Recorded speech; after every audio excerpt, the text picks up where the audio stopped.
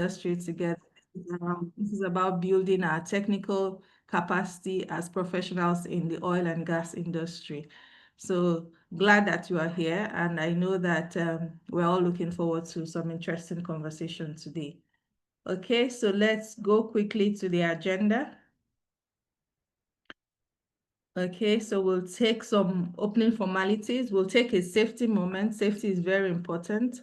And we dedicate about 5 minutes of this session to share a topic that is relevant to our lives, to our professional and to our personal lives. So we'll have one of our young professionals share that something today. And we'll hear from our section chair, and we'll go right into the presentations, and then we'll have sufficient time for Q&A. So when it's time for Q&A, please ensure that you have your questions in the chat or you raise your hands to speak up, and then we'll close. Our plan is to have it all done by 7 p.m. So we'll ensure that we keep to time. So let's go ahead and open with our national anthem.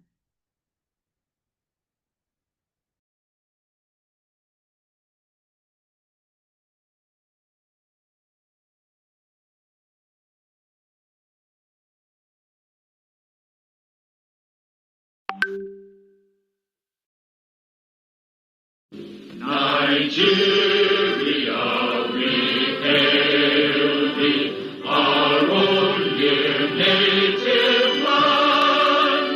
Though tribe and tongue may differ, in brotherhood we stand. Nigerians old and proud to serve our sovereign motherland. Our flag shall be a symbol that truth and justice reign.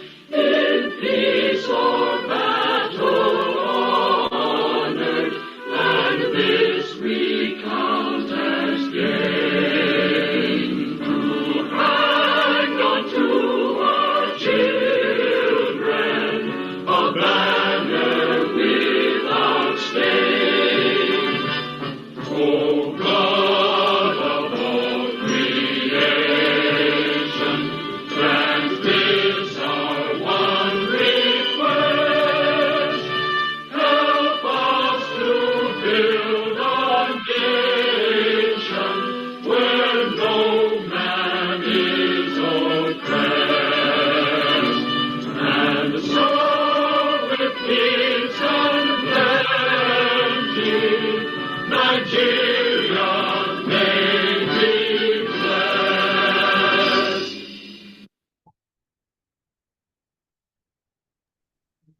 Thank you all, and amen to that prayer.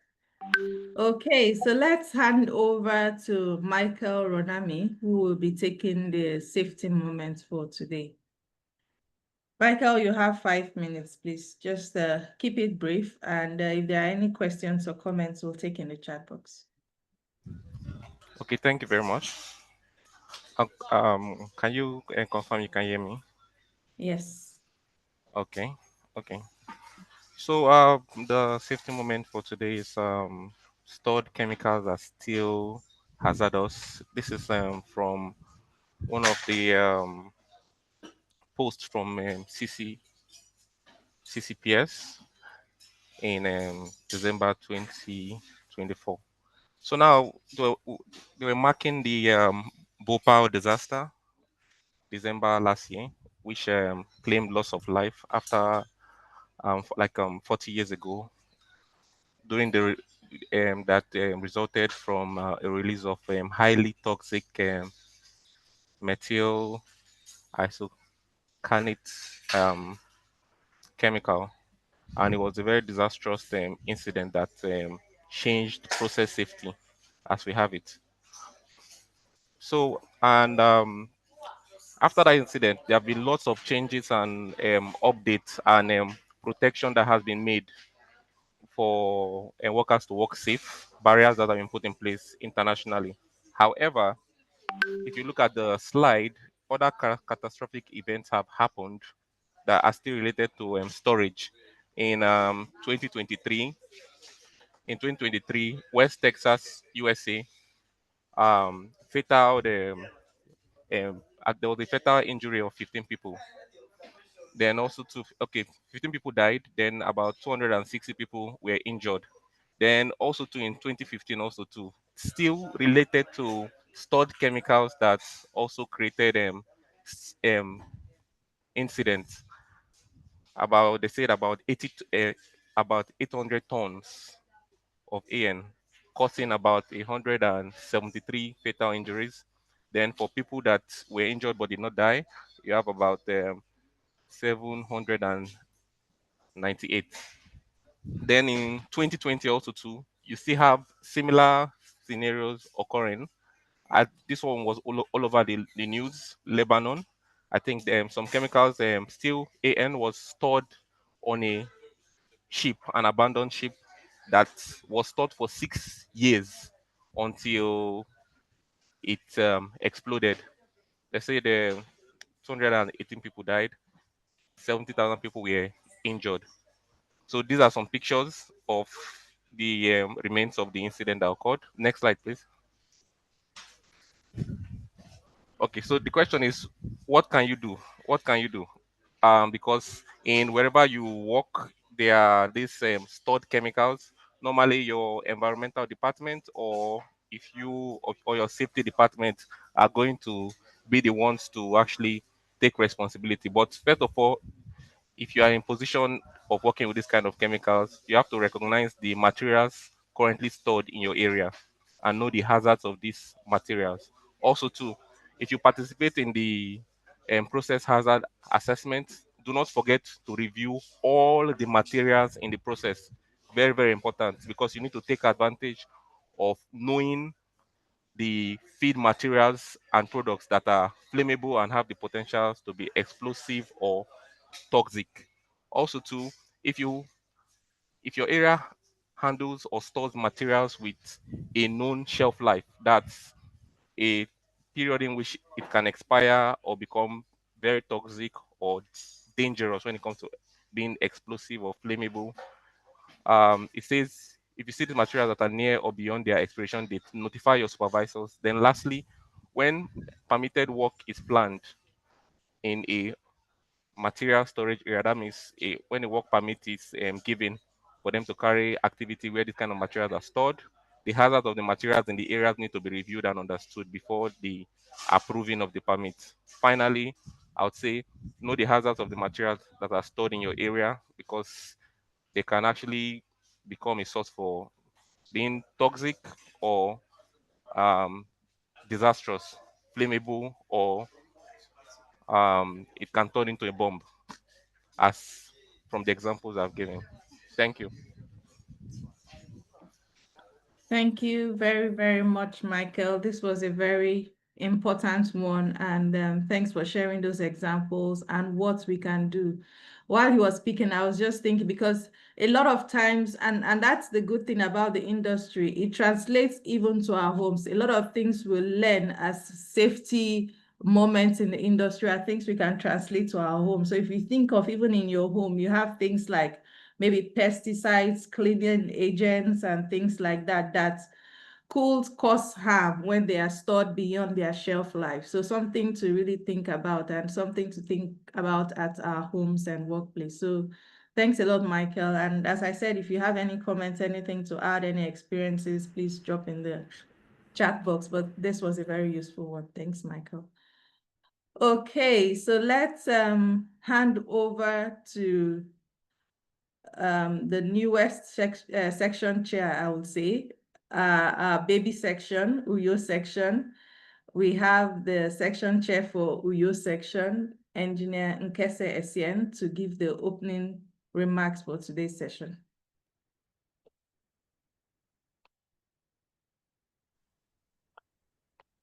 Okay. Good evening, everyone. Confirm you're hearing me. Yes, loud and clear. Okay. I want to start by thanking the Port Harcourt section for partnering with us in this particular technical presentation. And I'm very sure a lot of people have joined from Uyo section. And this is the first time, our first outing. And first of all, thank you very much, Port Harcourt section, for giving birth to a very vibrant and new baby. So we are not going to disappoint you.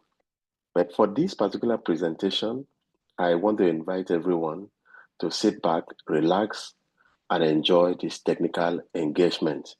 Feel free to note your questions and feel free to ask all the questions, even the ones that may not be related. I'm sure we have a lot of technical people around to answer those questions. I know that the students will benefit so much, and even the experienced professionals. Once again, you're welcome to this technical engagement, and thank you very much. Thank you, Engineer Nkese. We're happy to have you on your first outing, and I know that this is first of many more to come. And so indeed, it promises to be an interesting session. So please, let's keep it interactive. And thank you for the comments in the chat box. So before I hand over to the moderator, who will then introduce the speaker for today, let me just take a few minutes to recognize our section directors and section board members in today's call. So I see our section director, Engineer Erasmus Nana, and the board members for Port Harcourt section, Dr. Okereke Justice, Emanuela, and the others. If I've missed you, apologies, Patrick. And to everyone on the call, thanks again for joining. So I'll hand over to the moderator, Mr. Israel Kennedy. A lot of us on the call know Mr. Kennedy. He served in SPE in various capacities, and he has over 10 years of diversified E&P working experience in maintenance, occupational HSE, construction HSE in the oil and gas industry, as well as leadership experience. Israel has actively volunteered in SPE, both in his local section, Port Harcourt, and at the Nigeria Council. His passion for inspiring young professionals and students has seen him also take up roles within and outside SPE that help to bridge the gap and foster communication between students, young professionals, and the industry. His first degree is in petroleum engineering from the University of Port Harcourt, and he's currently undergoing his master's on environmental technology and safety at the Center for Occupational Health and Safety, IPS Center. And his local section, of course, is the Port Harcourt section. Israel is driven by his passion to excel, with rendering service to humanity and volunteering. This has been his inspiration to volunteer in SPE and also in his career. So, Mr. Israel Kennedy, thank you for joining us today, and over to you.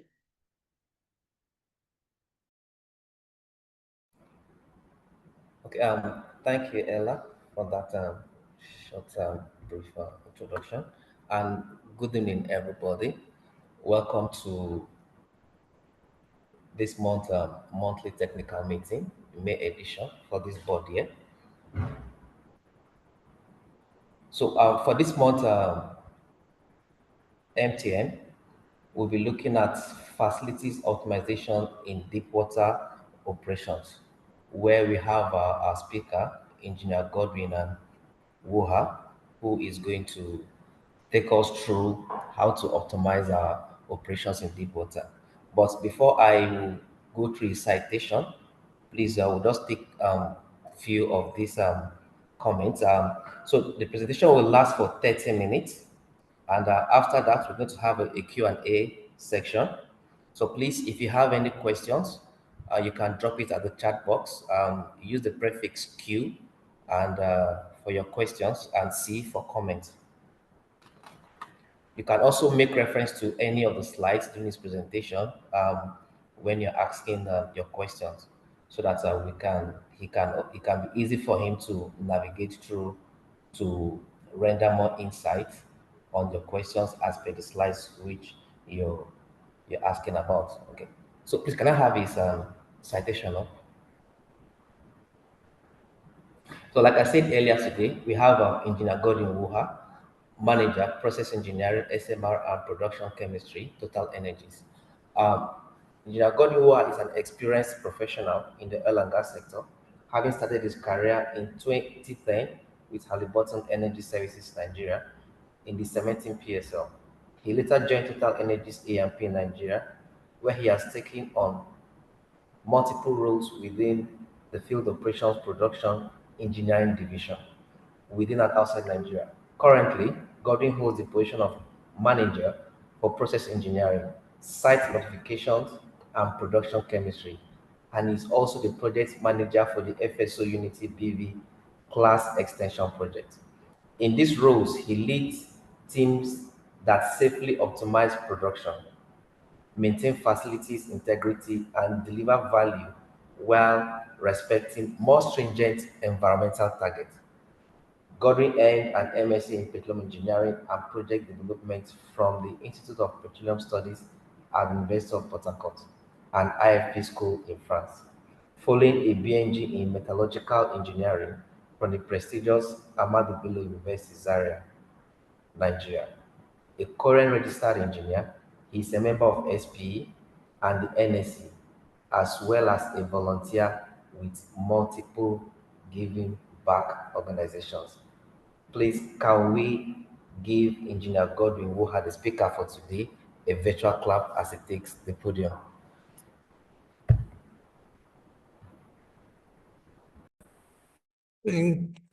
Thank you very much.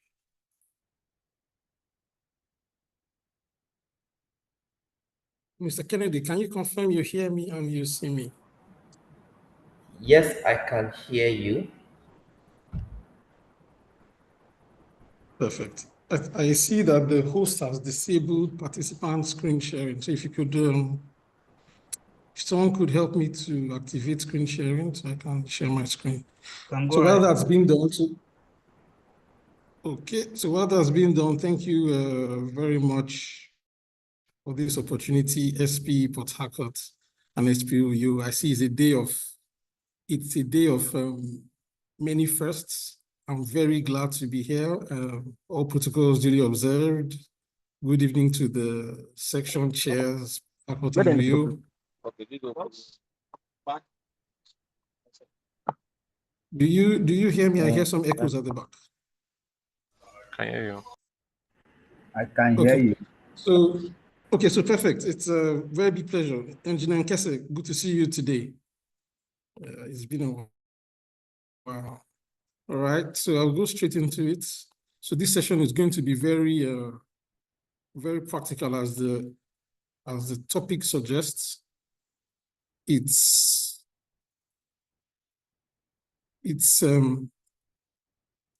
going to be sharing a practical experience, a practical case study from a Gulf of Guinea, West Africa FPSO about facilities optimization in deepwater experience. And I'll be bringing a different perspective. I'll be bringing the operational perspective, a little more than theories, a little more than what we see in the books. So about the presenter slide has been done, so I'll go straight into the meat. The agenda is, I will describe the case study FPSO without being very specific. I will give a little idea about the design margins and the operational constraints that the site faced.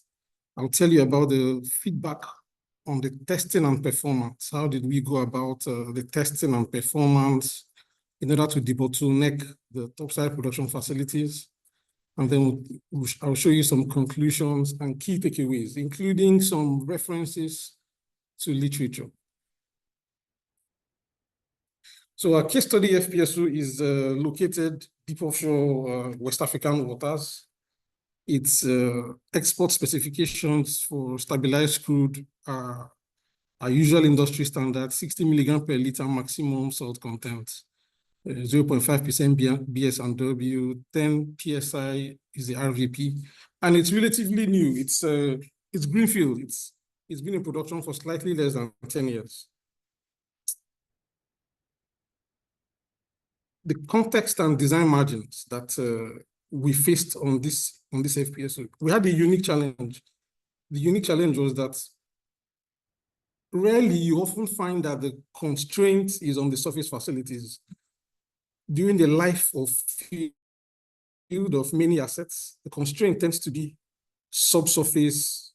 The facilities on top side are typically able to handle the production, and you do not have either the pressure or the production potential coming from the subsurface.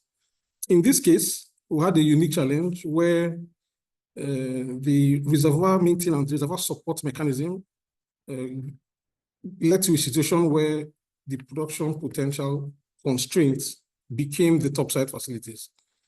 A new water injection well was started up as part of the reservoir maintenance campaign, and we discovered that the pressures, the bottom hole pressures, the wellhead pressures started to increase. We started to experience increased pressure support and started to produce typically very close to the limit of the design capacity of this FPSO. So the questions started to come, challenges started to come. Can we not do more? Can we not do more?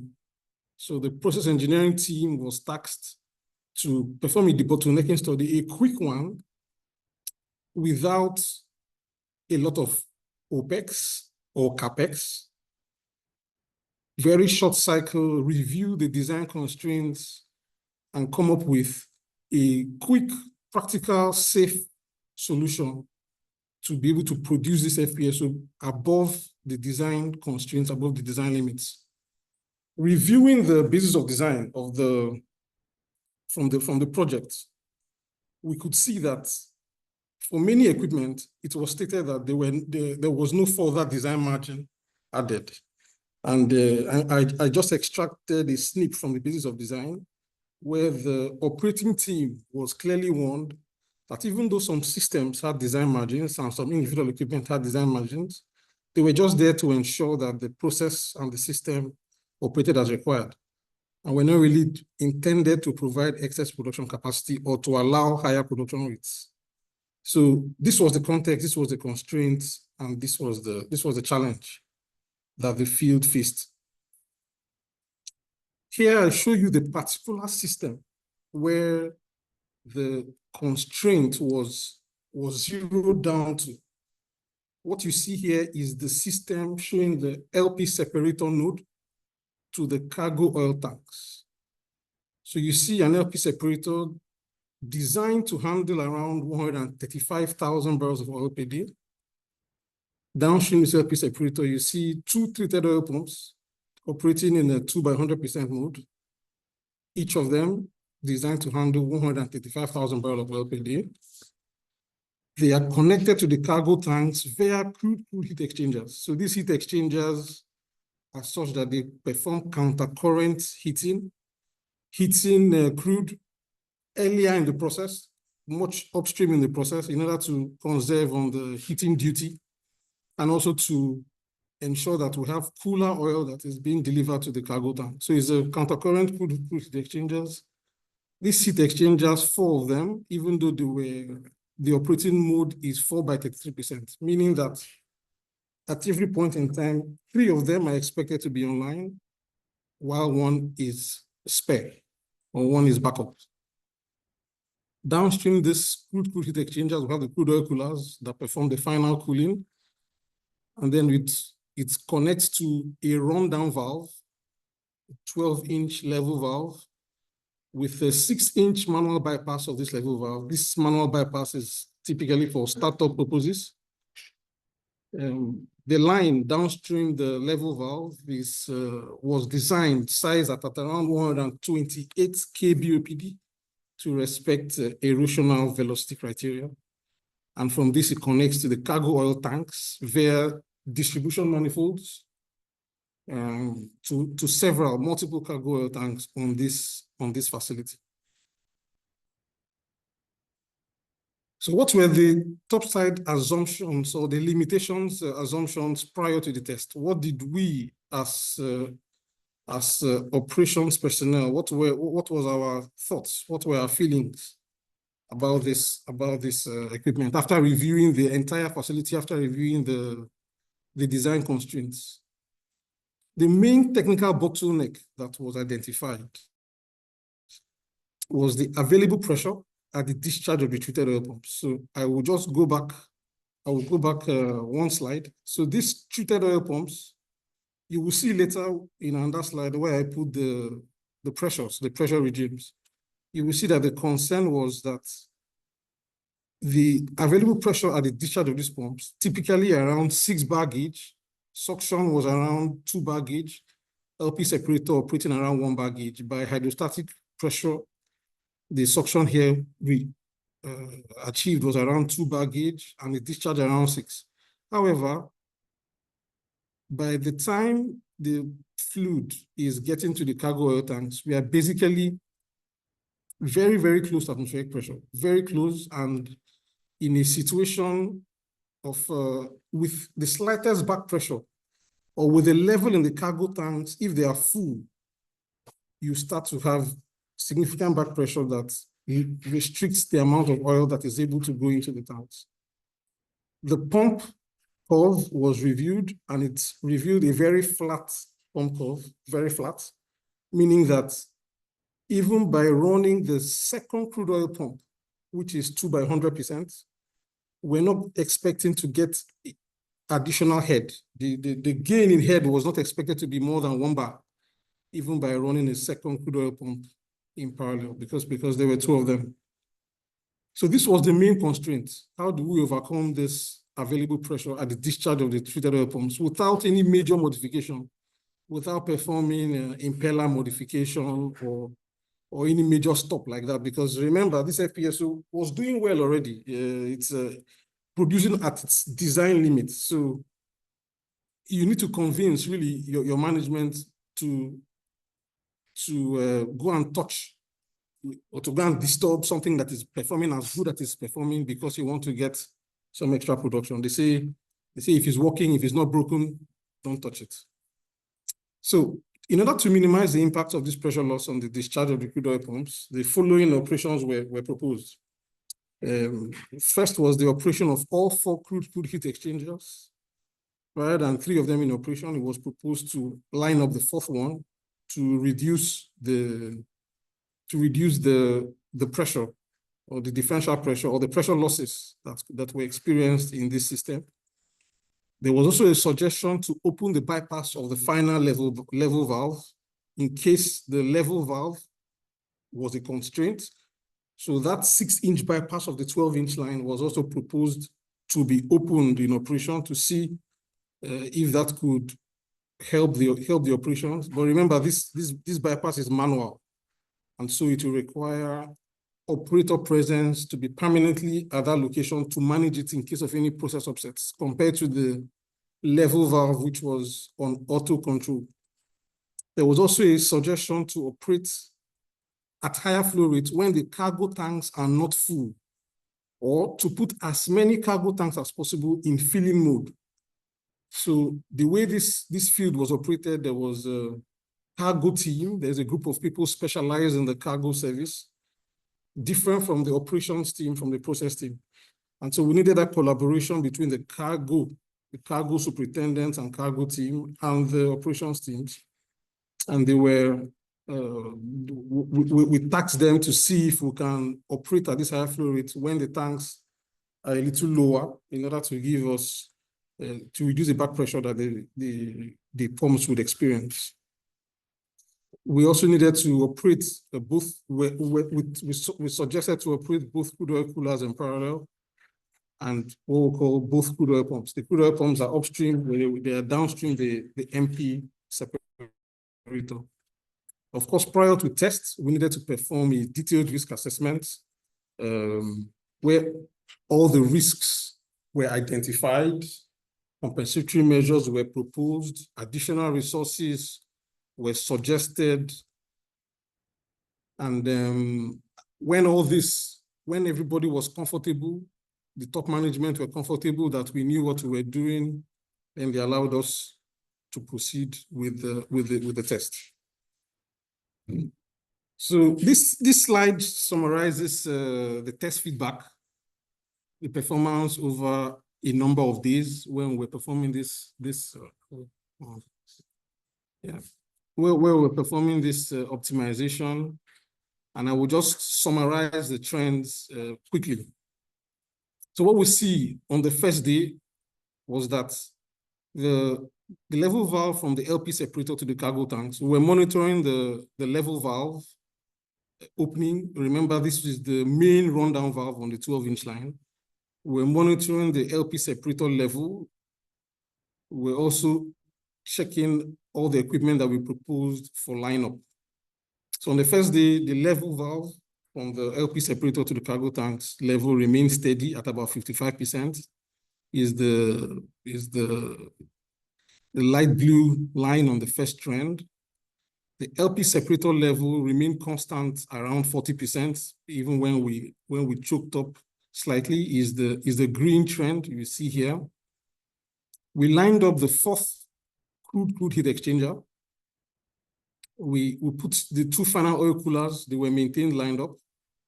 We did not experience any back pressure from the cargo oil tanks. And on the first day, the bypass of the level valve remained closed. On the second day, we continued like this, ramped up slightly higher, and no major change. Level valves level remained steady. LP separator level remained steady. We continue to use the single treated oil pump. We did not at this point need to increase the second treated, need to line up the second treated oil pump. Now, the third day, with the increase in production level, the production level is captured in the red, on the red trend. You see the increase from 867 to about 861 meter cube per hour. Concerns from the site, we had to open the bypass of the level valve to about 10%. The level valve from the LP separator remained relatively steady. LP separator level remained relatively steady, and we maintained the treated oil pump in service. On this third day, we had a process upset, not related to the test, but it could have impacted us. We had the wash water pump, which is a pump in the produced water system, trip. And when this pump tripped, we needed to ram down wells to manage the high level in separators and prevent an overall plant shutdown, which would have taken us back to square one. This is an example of challenges you could face in these kind of operations with equipment trips not related to your performance or optimization tests. Subsequently, we continued the tests. We still did not experience back pressure from the cargo oil tanks, and you will see that it is thanks to very good manipulation from the cargo team. They try to do multiple operations. In fact, the typical or the normal operating mode is to line up one tank at a time for filling. But the sites had to line up two tanks in parallel for filling with dedicated monitoring, because in that situation, you have very little margin to react in case of any process upset or instability. The bypass of the level valve remains steady at 10%. The level, the LV from LP separator to cargo tank, not more change, and the LP separator level also remains a little constant. By the fifth day, we started to get a little more confidence with the production level, and we asked to close the bypass of the level valve, the manual bypass valve. This was because with this bypass left open, we needed additional resources. We needed an operator very close to that point, because unlike the automatic LV, which is able to regulate close and open based on the process and instrumentation controls, this manual valve had no such control. By the last, or by the sixth day, not the last day actually, but by the sixth day of very, very close monitoring, we were able to demonstrate that we could fully close the LV bypass.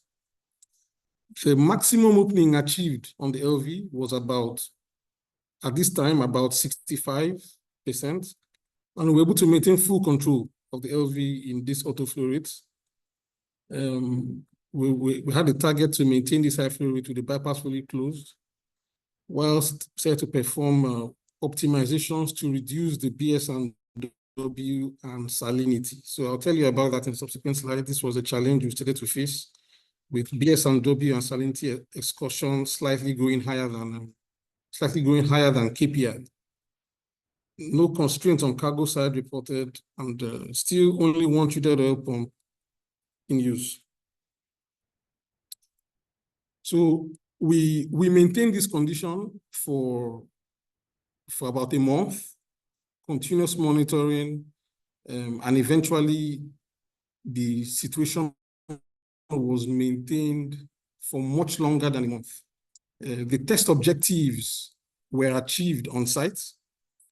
We needed to line up the fourth crude heat exchanger. It was required to be permanently lined up. So we lost the redundancy.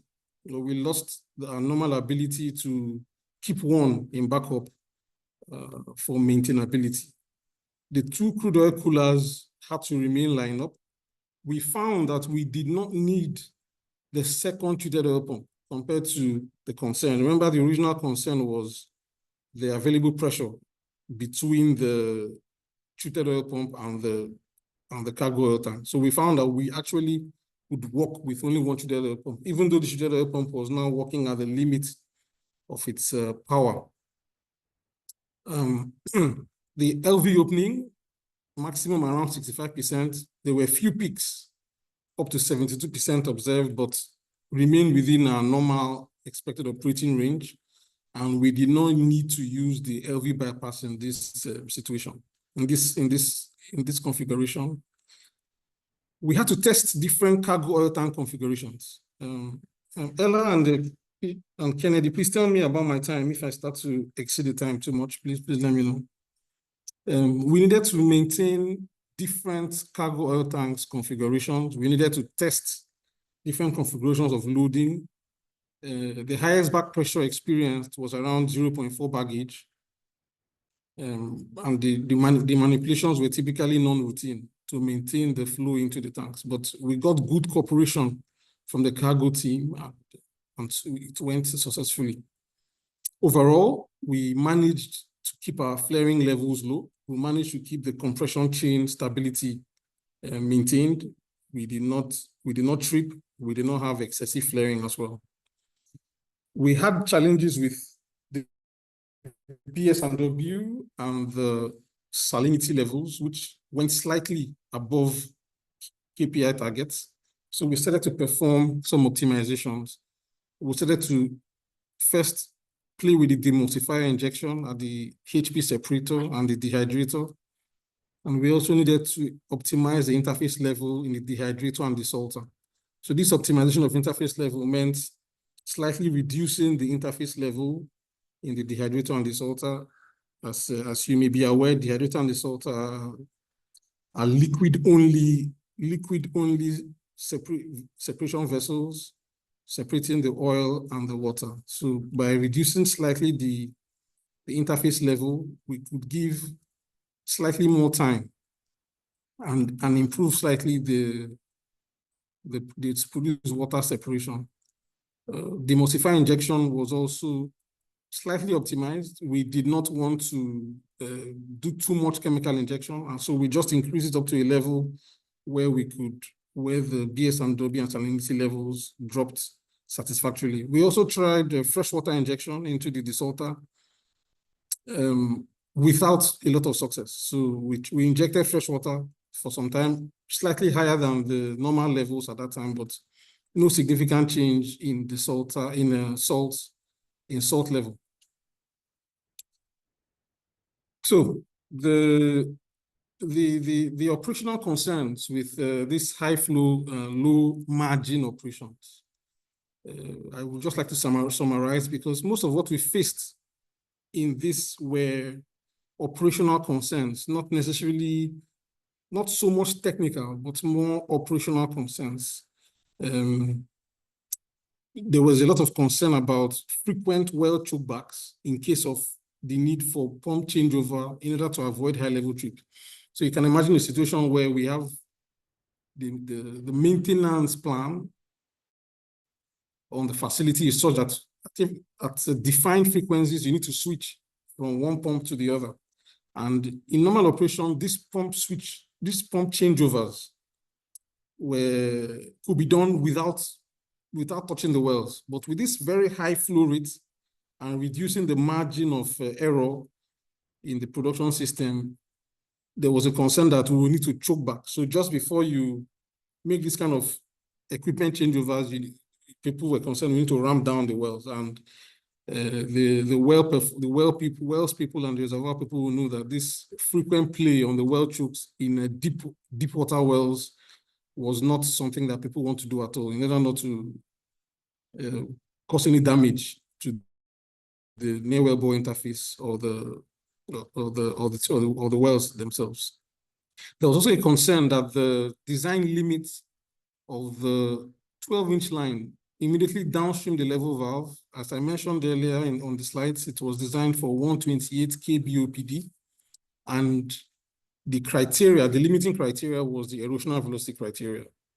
So there were concerns that we could exceed this erosional velocity criteria, and one of the things we did was to perform a kind of baseline. We did a baseline assessment of the wall thickness just before the test started.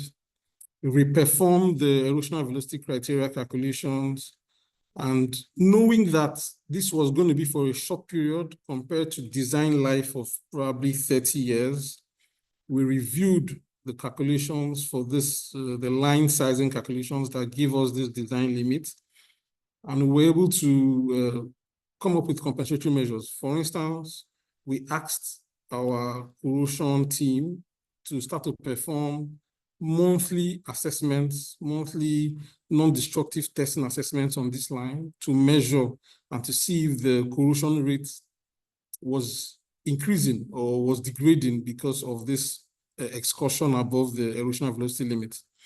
So with this, we're able to convince and pacify the stakeholders and tell them, okay, exceeding this erosional velocity criteria was not going to be a major showstopper or so terrible. We also needed to perform a simultaneous multiple tanks filling on the loading header, of course, not a normal operation. There were risks of process upsets that in fact had led to process shutdowns in the past. So before this test started, we had situations where back pressure from this loading line or misoperation of the cargo loading had caused a full process shutdown. And it was also we also needed strong convincing to our management that the risks the benefits outweigh the risk. And that people are saying, okay, you're producing so much oil, why do you want to risk a shutdown that can take you a full day to get back to full production because you want to go a little above? So these kind of concerns have a potential to hold the operational people back, especially if there is not a lot of confidence. There was also the issue of the sparing philosophy, temporary downgrade, loss of redundancy, and the impact on the preventive maintenance program. So as mentioned, we needed to accept that risk. We needed to realize that, for instance, the 4 crude heat exchangers were going to be lined up constantly, and until we finished with this high production rate regime, we're not going to be able to swap them, the equipment that, remember, were 4 by 33%. We also needed to minimize risers changeover. On this field, testing of the wells was done via the risers, and it was a routine operation to perform this riser changeover for testing periodically. Because of the higher levels of production and the risk of process shutdown once the level goes higher than the safety defined threshold, because of that risk, the riser changeover system had to be downgraded. So it means that for a while, we had to accept not performing riser changeovers. increased attention from the control room on the oil treatment process. People were concerned that it could also reduce focus on other areas and risk of shutdown. So you can imagine one of the concerns we had was you're going to have an operating personnel focus 100% his screen on this oil treatment process, carefully watching it because of the tendency for the high levels in order to intervene if we have any issues. So it introduced risks for trips or shutdowns coming from other systems. And we also had to continuously adjust the parameters of our gas system. We needed to optimize the temperature of the gas system, of the heaters and coolers in that system in order to maintain the system performance and avoid excessive flaring. The key results we had from this performance test was that we're able to produce above the design peak rate for 20 months. And this brought in an average of 7.2 kilobarrel of oil per day above the nameplate capacity. 7.2 thousand barrels extra above nameplate production capacity. All potential operational risks were effectively managed throughout the period of the high flow operations, this 20-month period. So it shows that methodically challenging these design limits in operations have the potential to unlock massive potentials and bring significant production and economic gains. We need to perform our risk assessments prior to launch of the operations in order to capture all aspects and all potential issues that could arise when we perform this site real-life operational tests. Of course, we need to listen to the operational teams on site. They have deep insights that sometimes you do not see on paper. You do not always see from shore or from base or from design office. And listening to these operational teams on sites will enrich the risk assessment and help to capture all aspects of operations. Multidisciplinary collaboration as well is essential. All entities from the geosciences, the reservoir, and the well performance teams, production, even commercial had to be involved because we had a good price, additional offloadings over this 20-month period, equivalent to 4 Suezmax tankers. So if you know the Suezmax tanker is about 1 million barrels of oil offloading per time. And you can imagine additional 4 extra crude oil tankers were the price for this optimization over this 20 months period. I just want to conclude. I just want to point to one of the constraints that was significant during the time, and it was the constraint of the carbon steel piping, the 12-inch line downstream the level valve, where it was clearly written that we should not exceed the erosional velocity and that the limit was 128,000 barrels of oil per day. So it had to take some convincing, some research. And here I just show some papers or going through the literature. I pulled up one paper that typically justifies why we should be able to challenge and understanding the basics and understanding the first principles that define some of these design rules would be really helpful to unlock additional production. So here I show an extract of a paper that was presented in 2019 at the NACE Corrosion Conference, where the authors were challenging the widespread use of the API-RP recommended practice 14E, which is nowadays called the erosion velocity calculation API. So it's the typical API that is the reference to define the erosional velocity limits. And a lot of authors consider this API nowadays to be overly conservative. And in fact, I highlighted a section where it says it frequently and unjustifiably restricts production rates or overestimates pipe sizes. And when you go further, going through it, if you remember the erosional velocity calculation formula, one of the main factors in this calculation is the denominator, which is the square root of the density, the mixture density of the fluid, and the numerator is what we call the C factor. So these C factors are defined. People in this particular case on our field, the C factor that was defined was 122. And this was a limit that was set in order to say we should not go above 128K. But going through research, you see that in many fields and in many other companies, for instance, here in the National Iranian Oil Company, they reported that they were able to gain C factors in the range of 138 to 193, remain safe for their production. For BP and Amoco, they were able to do 3 times the API erosional velocity based on field experience. So in fact, this paper was recommending that people should go more with field experience, go more with operational testing, rather than rely on the constraints coming from the erosional velocity and C factor, and this was exactly what we did. The last example here is coming from Shell. In fact, from the paper, it says that for many years, since the 90s, Shell had stopped using this API RP14E equation and set the limiting erosional velocity directly to the type of failure mechanism. And they verified this with appropriate monitoring and inspection, which was exactly what we did.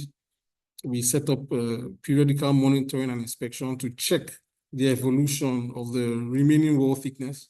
And we confirmed that based on the kind of fluid, the absence of sand and other erosive particles in this fluid, we maintain this production without significant wall loss or significant erosional velocity issues. Thank you very much. And I hope that sharing this experience has added some value to you. Thank you.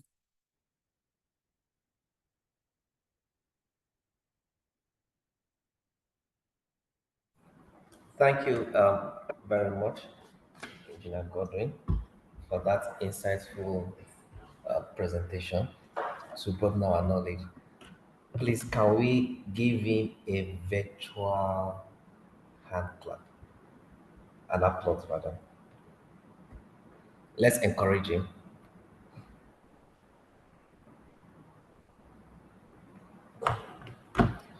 So before we go through the Q&A section, I will just do a very brief recap of what he took us through. So I noticed that some people joined in a little bit late after he might have started his presentation.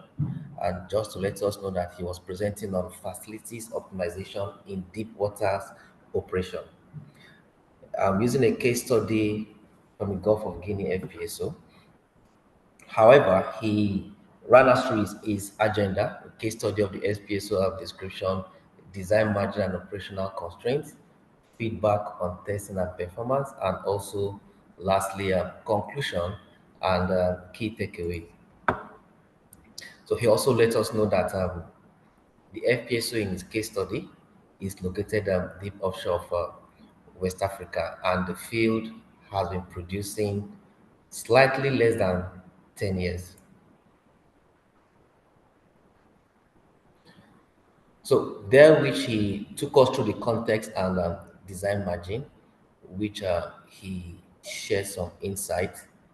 But however, he had to let us know that for both systems of the design margin and individual equipment design margins, are to ensure that system operates as required and are not intended to provide excess production capacity to allow high production rate, which might have a negative effect. He also took us through case study FPSO with schematics and pressure flow rates, with showing us schematics of the LP separator and how it moves down.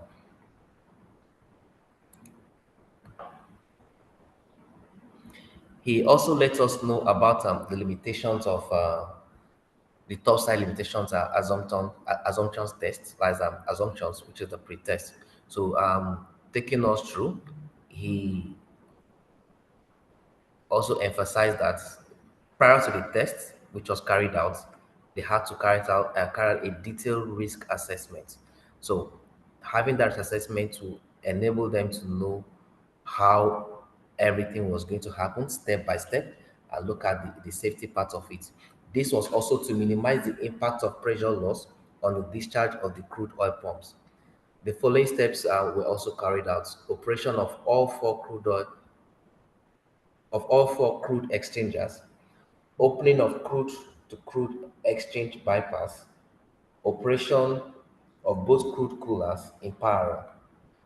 And he also, after the test was being carried out, he showed us different graphs, or about 3 graphs, which ranges from LV from LP separator to cargo tanks, so that it remains steady around 55%, and another one at 40%, and the last one, which had the bypass of LV, opened to 10%, and also so that the LV from LP separator to cargo tank remained steady around 55% as well.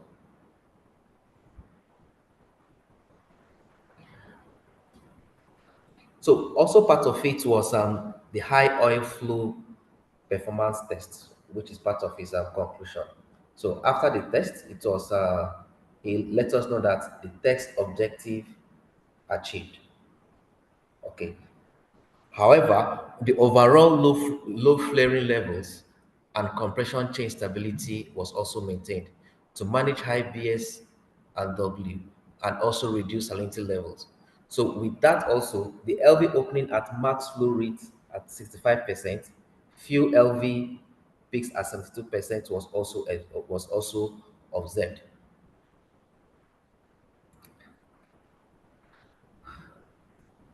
Again, he also let us know about the concerns with the high flow and the low flow and the low marginal operations.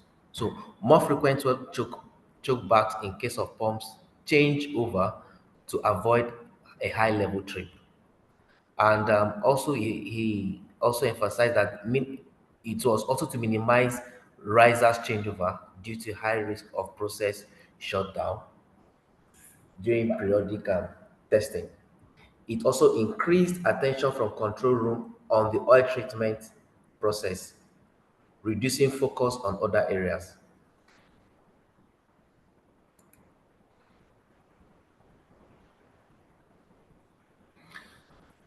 Lastly, he also let us know the key results and takeaway from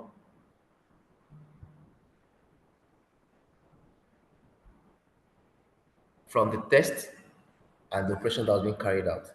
Okay, he said that production above design peak was sustained for 20 months, bringing in an average of 7.2 barrels above nameplate facility capacity of over a 20-month period.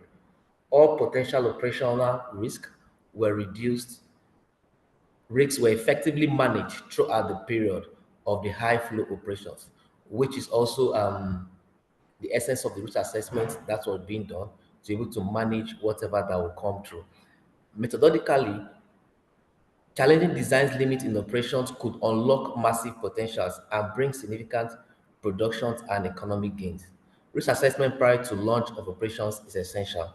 We cannot overemphasize the essence of the risk assessment in any operations that needs to be done.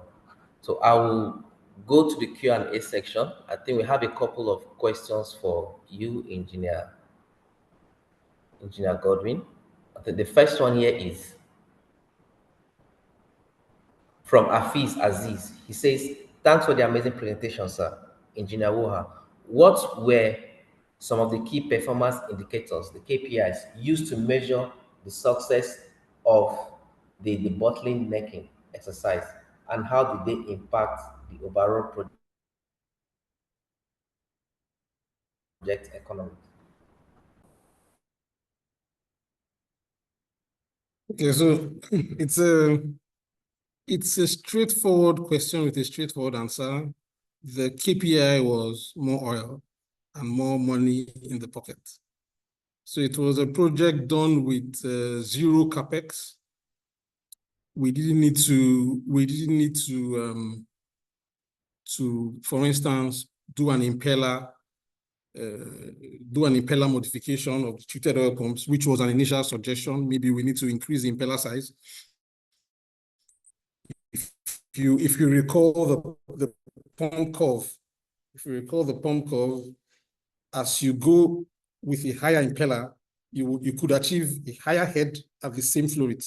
So the head is on the y-axis, the flow rate is on the x-axis, and you could, but we didn't even need to do that. So the KPI was just more oil.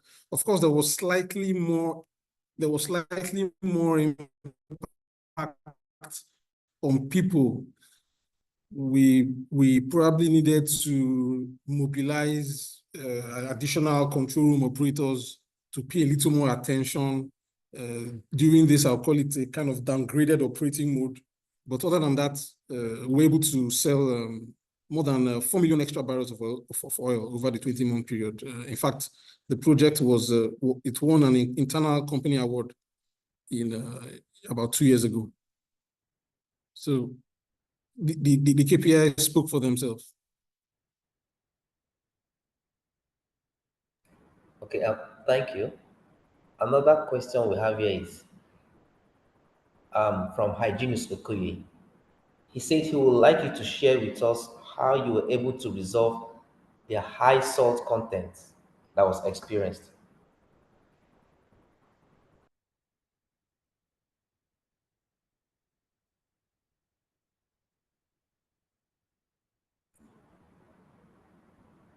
Okay, so the salt content, in reality, yes, I got that. You hear me, right? Yes, I can hear you. Okay, perfect. So in reality, the salt content is a KPI which you are obliged to meet. If you do not meet the salt content, if you have a slightly higher excursion above the KPI of 60 milligram per liter, you have penalties for your crude oil export. So the off-takers, the buyers of the crude oil, if at the sampling point they see a slightly higher salt, there will have to be a discount on the salt content. In addition, a lot of times, just by the residence time, just by allowing the crude oil to sit in the cargo tanks in between offloadings,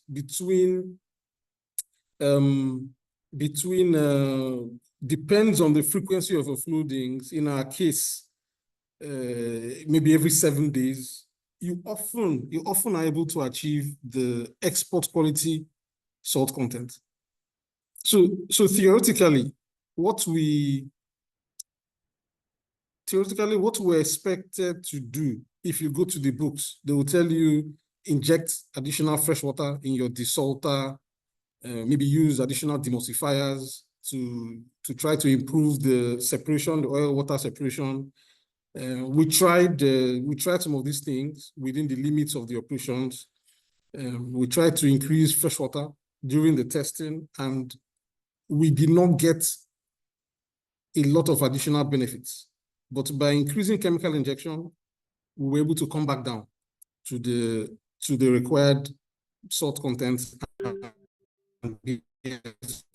And of course, these two are closely. If you're able to achieve the BS, you also most likely achieve the salinity levels. So this was how we were able to do it, and in less than 1 month, this salt content, we were able to, playing with these parameters, we were able to drop below the export quality.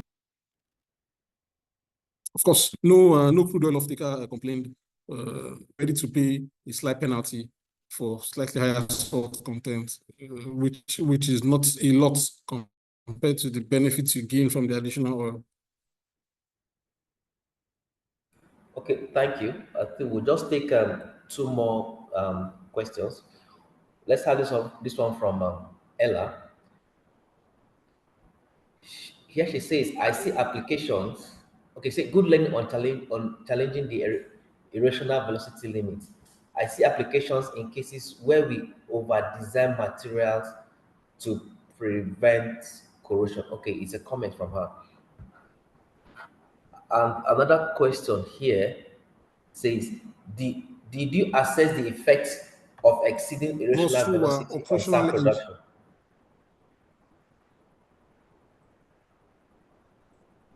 Did you get that? Was that still the last question you talked about? No, Ella's was a comment. Yes, I got you. Okay. So what was the next question? Yes, I agree with Ella's comment. Absolutely. Okay, the next question is, did you assess the effects of exceeding irrational velocity on sand production? On sand production? Oh, yes. No. So sand is a factor that impacts erosional velocity. So the erosional velocity equation doesn't necessarily take into consideration the uniqueness of the system. It doesn't take into consideration the piping coating. It doesn't take into, the only thing it really considers, and that's why it's really very widely used, because it's simple. It really takes into consideration only the mixture density of the fluid. And so that's why it is encouraged, even in literature, like the reference I shared, the NACE paper, it is encouraged to check in reality what is the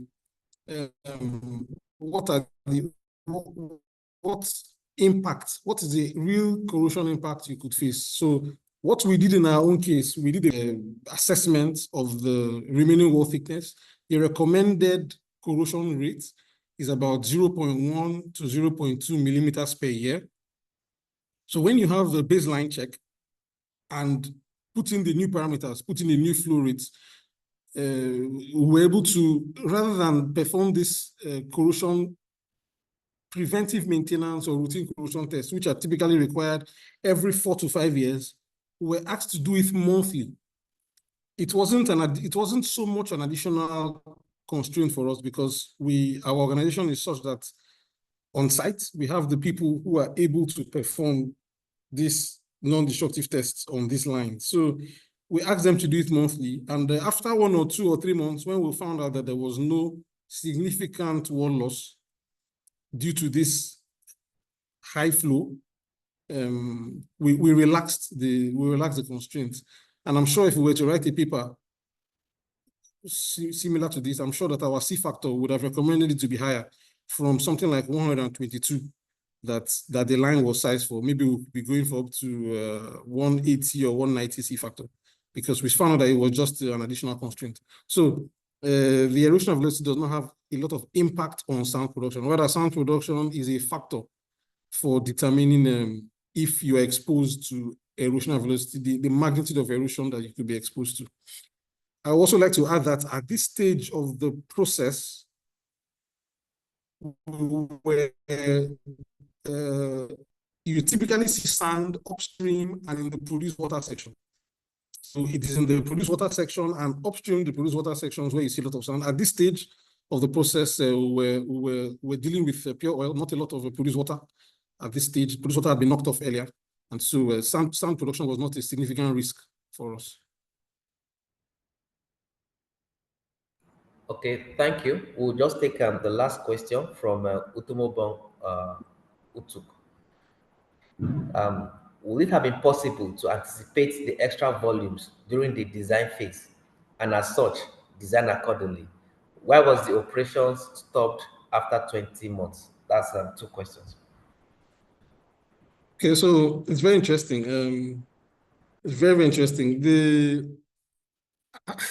I will throw my reservoir colleagues under the bus here. Honestly, I'm not a reservoir engineer. I know a little about it, but that's why I prefer production engineering. It's more of an exact science compared to reservoir engineering. So I would think that at the time of the design, this was what was thought to be the production capacity and the production limit. And so the facility was designed for this. But a very pleasant surprise that we had, and thanks to very good reservoir management and a very good reservoir engineering system around, they were able to, within a few years of operations, were able to unlock this additional production with targeted reservoir management and maintenance, pressure maintenance strategies like the water injection that was delivered. So we didn't see it at design phase, of course. That's why we have this challenge. And the operation was stopped after 20 months because at that time, the potential dropped within the capacity of the facility. So for 20 months, we were above the capacity of the facility. We had sufficient bottom hole pressures to sustain the wells and keep pushing. And after 20 months, we went back within the capacity of the plant and we could relax our additional vigilance. So that's why it was stopped after 20 months.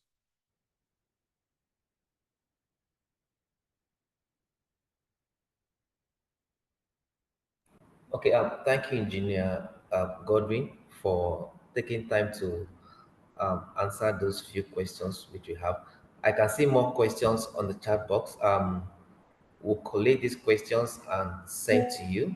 We will not be able to take all the questions right away. If you want to do that, I don't think we'll leave here. So thank you for all the questions which you sent across, and thank you, Engineer Godwin, for sharing your knowledge with us. So I think that would be a wrap from me. Apparently, what we just learned today is how to increase production capacity, optimizing it very, very well. Not just having the increase, but also doing it in a safe manner, also reducing cost. So thank you once more. I'll hand over to Ella, the TIC chair. Thank you. Thank you very much. Thank you. Ella, are you there? Yes, I'm here. And thank you so much, Engineer Godwin, for the presentation. And thank you as well to Kennedy for excellent moderation. I think this was really, really a worthwhile session. And he started it by saying this is not a theory. So this is not out of your textbooks. This is real life application. And indeed, you showed us real life solution. It was an iterative process. You did your risk assessment. And at the end of the day, you got the production gains that you desire to see. So this was very good. And I think what was also important for me is how we're able to challenge our thinking, challenge established principles or whatever it is. That something has been written down in some documents does not mean that it is cast in stone. There's still a possibility for change. There's a possibility to question and to challenge the assumptions. So thank you so much for that practical session. And I hope that for each and every one of us, we've seen some ways where we can take this and apply to our day-to-day work. Again, thank you. So we'll go right now to, I believe, Simeon, we have the certificate of appreciation for our speaker and moderator. Section chair, can I hand over to you to do the presentation or you assign to someone? Sabie Pedro.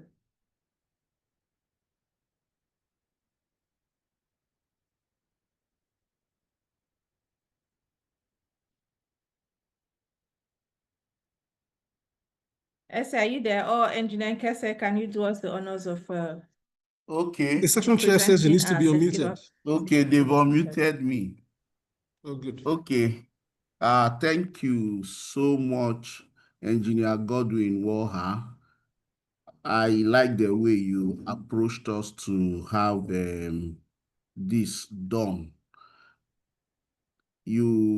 That is the SP spirit, and like I always tell those who are on the platform, SP is open for members to share what they know.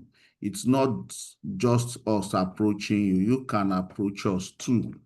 And we had to shift someone else to accommodate you. That's because of your own effort. I think, Madam Ella, you may just need to tweak this certificate a little, and we'll represent it. You need to put your section's logo, shift my name one way, and put the SP your section chair. I'm sure you can do that. And let's present this to Godwin. He has the honor of a double section presentation, so you should enjoy it. Yeah. So please bear with us. You've seen this one, but you should keep the corrected one. I don't know if you want to speak on, but with delight from Port Harcourt section and our sister section, we say baby now she's growing up, your section, we are happy to present you this certificate for our May monthly technical meeting presentation, on which we have spoken on the topic facility optimization in deep water operations. Thank you very much once more. Thank you, SC. Thank you.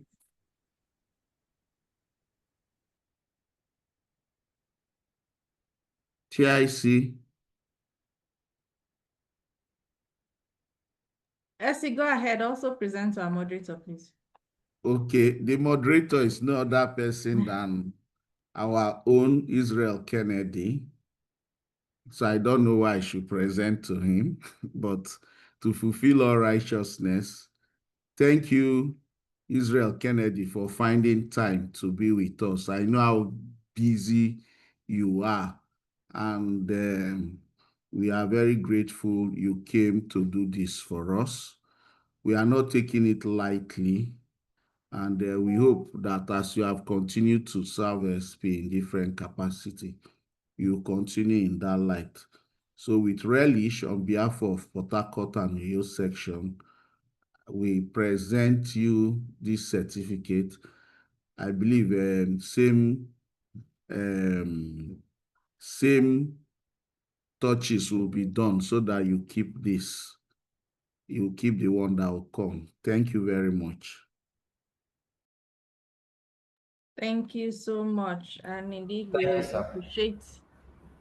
appreciate you for volunteering. It's no mean feat to spend your time and to share your knowledge with us.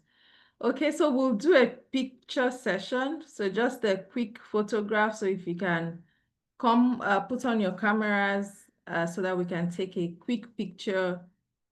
It's always important that we have something to commemorate this event. So please, wherever you are, if you're in a comfortable place, please put on your camera and Simeon will take a quick picture.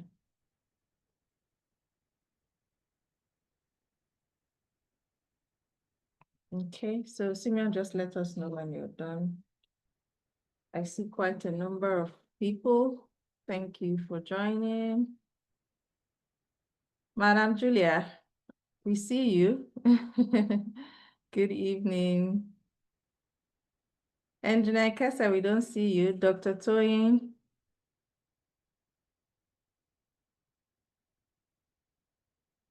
Ihai, my colleague.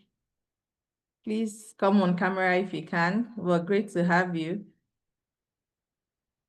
I'm sure one of these days, Ihai will have something to share with us too. And he's your fellow production chemistry personnel, Godwin. Oh, good to know. Where is he? Hi. It will be good to Hi. meet you. Yeah. Okay. Julia, I see you. Okay, Simeon, are we good? Yes, we are good. Okay, thank you. All right, so I'll then hand over to the membership team to give us a brief rundown or overview of SPE and speak to maybe some of our upcoming programs. Ihai, will you be doing that for them on behalf of the membership team? Ihai Ichuku now.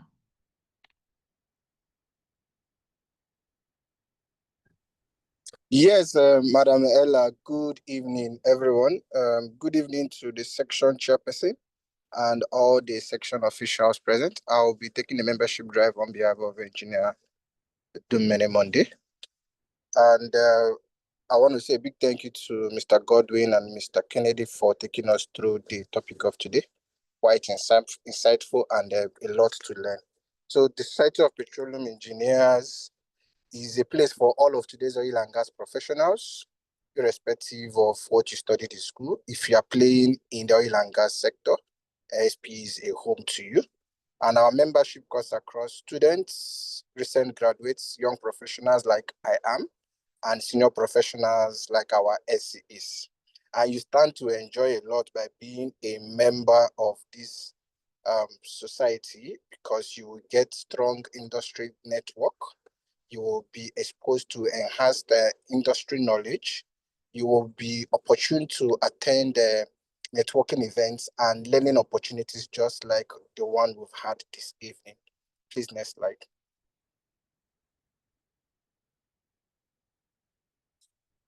So how do you join us or how do you become a member? So if you're on the call and you are not a member of SPE, I would say you are missing a lot. The best time to be an SP member is while you're a student, and another best time to be a member is now. So to join us for student membership is free. That's why I say that's the best time, because you can easily migrate from student membership to a young professional easily. Or if you are already a graduate and you are interested in joining the Society of Petroleum Engineers, our membership for new registration is 69,000 Naira only.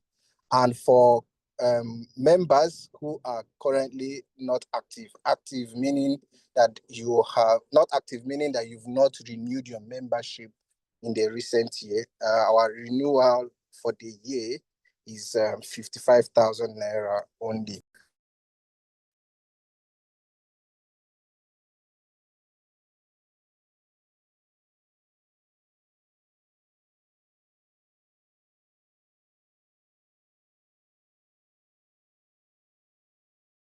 You are muted if you are still speaking. Oh, sorry, I didn't know I was muted. So to become a member of SPE, please contact myself, who is a young professional membership lead, and also contact Engineer Dumene Monday, who is the membership lead for the section, ably assisted by Engineer MM Udo. Thank you. That will be all from me, and I'll hand over back to you, Ella. Thank you. Thanks a lot, Ihai Ichuku. So I believe we all know if you have any challenges with your membership, Ihai Ichuku and the team are the people to contact. So please do so if you have any issues. All right, so we're just rounding up, and we'll flash some of our upcoming events. As you know, there is always an activity, there's always something to gain from SP Port Harcourt section. We have several activities lined up where you can build your own professional competence, give back to the society through our community programs, and also give back to the next generation of professionals, students, young professionals. So as you can see, we have the STEM fair coming up this Saturday. I hope you'll all be there. We have the Young Professionals Insights Forum that's happening tomorrow. And of course, our distinguished lecture program. This one is also a very interesting and power-packed one will be happening next Thursday at Somitel Hotel and Resort. So if you're in town, please make it there to the venue. It's usually a good forum to learn and also network. Okay, and we have an external distinguished lecturer. So let's all be present and give her a warm welcome to Nigeria and to Port Harcourt. All right, so what else do we have? Yeah. Okay, so section chair, back to you for the closing remarks. Okay, I think we've had the long night and it's an exciting one, given that we have to do this with SP review section. Can see my good friend Julia Oboto there too, and Dr. Akpabio. We hope that in future we'll have need to collaborate. We are one and same section, and together we can always grow together, pushing ourselves together and continue to push the SP vision. Thank you all for coming. Ella, thanks for the great job you've done. And I'm grateful to all those who have supported you at the back end. We now look forward to the DL, and I believe it will come out good too. Thank you everyone for coming, and bye. Thank you, everyone. Have a nice evening. Thank you, Simon, our events manager, for always showing up and keeping us on point. Thank you. Good night. Have a nice evening. All right. Yeah, thank you. Simeon, we're missing your music. Some people are just coming.